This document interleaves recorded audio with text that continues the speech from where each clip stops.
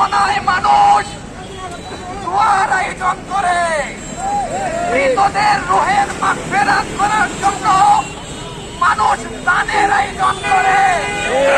মৃতদের রুহের মাগফিরাত কামনায় মানুষ দানের আয়োজন করে।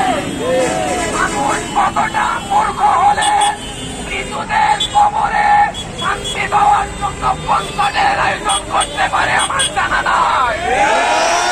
কনসার্টের আয়োজন করলে তো কবরে আগুন জ্বলবে। সম্মানিত উপস্থিতি, যারা এখানে আছেন, আমরা কেউ এই ভৈরবে কনসার্ট চাই না। বন্ধ করো, বন্ধ করো, বন্ধ করো, বন্ধ করো। সম্মানিত উপস্থিতি, এ পর্যায়ে কথা বলবেন বৈষম্য বিরোধী আন্দোলনে যিনি আহত হয়েছেন, তিনি হলেন মাওলানা শহীদুল্লাহ।